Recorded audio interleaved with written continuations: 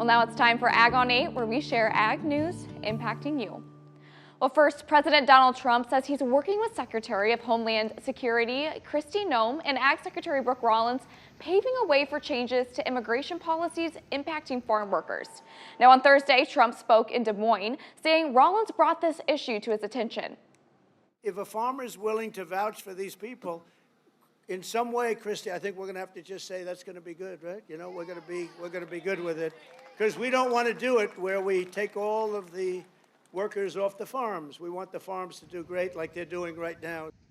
The president saying they're working on legislation, and he says the changes will let the farmers be responsible. Now, also at the fairgrounds, Trump mentioning a new trade agreement reached with Vietnam. It would allow U.S. goods to enter the country without paying extra taxes or fees. Now, goods from Vietnam entering the U.S. would face a 20% charge. You're going to be giving them vast amounts of farm product, including beef, pork, poultry, dairy, and pure Iowa ethanol. You're going to be given all of those products. And the fact is, I could go on, but the fact is really strong, and it's stronger than it's ever been and stronger than I've ever seen. Trump also mentioning new agreements with the UK impacting both beef and ethanol demand. Well, this week we have been sharing all the coverage of the JDC, and there are lots of people enjoying golf and some the farm equipment. Well, check this out. Here's an S7 900 combine, and it comes right off the factory line in East Moline. Now, it helps farmers harvest the crops at the end of the year. And here, this is a 9RX 590 tractor that's made in Waterloo, Iowa. Now, farmers use it to pull tools that will help them till their soil. Now, those are just a few machines on display at Equipment Hill, and that's where I also caught up with Kenny Hartman, who's the president of the National Corn Growers Association.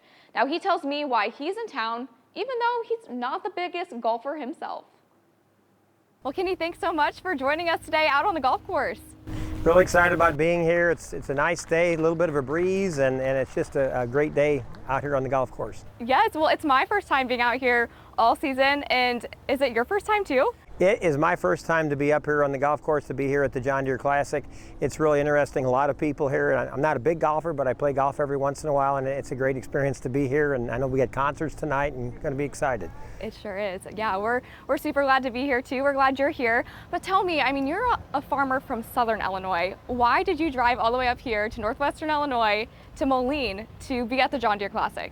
Well, we've had relationships with John Deere and many of our other industry partners for many years. We have what we call the Ag Industry Council, where we work with a lot of different groups. John Deere's been one of the ones that we've started with over for many years. John Deere's been instrumental in helping us on working on markets, especially on ethanol. I know years ago we helped start the auto ethanol group, and John Deere was instrumental as one of the members from the industry side, a part of that. So we're really excited that we can be partners with them. Yeah, so again, it's all about partnerships and collaborations, what it sounds like. I mean, why is it important for you as a corn farmer to be able to partner with other groups in the agriculture industry like John Deere? Well, obviously, we always are trying to create markets. And by partnering with companies like John Deere and other companies, it helps us, working in Washington, D.C. Politically, it helps us just working together. We're a small group when it comes to agriculture these days. So we need to spread that group around and work for everybody together. When you think about it, I mean, if a farmer makes good money, what are they going to do? They're going to buy equipment. They're going to buy more fertilizers. They're going to buy better seeds. So we want to keep working with industry, because if we do well, they do well. And a lot of people don't realize it's a domino effect for rural America. And we need to keep working with all of rural America. Yeah, and as we mentioned earlier, I mean, you're the president of the National Corn Growers Association, which is a big role, and luckily you get to do a lot of things, but a lot of the things that you focus on are policy-based. So just in the last week, I mean, we had a big bill that was passed in Washington, D.C. Tell me, how does that impact corn farmers? Well, we're very happy that bill passed. There's a lot of things that are instrumental to agriculture. Number one is the tax side of it. When you start looking at the tax side of it, we got the bonus depreciation. It's very important for buying equipment for us, and John Deere, obviously, they want to see that too. But also the inheritance tax, they've put that permanent now, because we want to keep our family farms going from generation to generation. I'm a 5th generation farmer. I want to work with my daughter as a 6th generation farmer to keep that going. There's just a lot of different tax policies that work there with that. Also, when you start looking at some of the farm, obviously we'd like to see a full farm bill, but the Title I side of farm bill is there, so that's going to help farmers increase things when it comes to the PLC and the ART programs.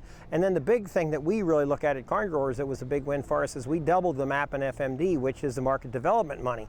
So we're all about creating markets. So the way to create markets is overseas, and that's going to help support some of the programs that we do overseas to get countries to buy from us. Yeah, so just to summarize a little bit, it sounds like you're saying there's some expansions to crop insurance and also to different trade developments, for the future. Yeah, there's definitely, crop insurance is #1 priority for us too when it comes to farm bill type work. We need the expansion of crop insurance, especially with these times with the low prices where we're at. We want to make sure that our farmers do buy crop insurance, and if there's supplemental support there, that really helps. Yeah. Well, we just mentioned this bill that just passed, but what are some of the other priorities that maybe you're looking toward the rest of the year? Well, obviously, we've been working on E15 for a long time. We almost had it passed in December. Didn't quite get in that bill. We're hoping to get that in another bill here in the future. We appreciate the president giving us the waiver for E15 over the summer, but at the same time, we need it permanent, because if we can get it permanent, that's when your filling stations and your retailers start actually putting more E15 pumps in.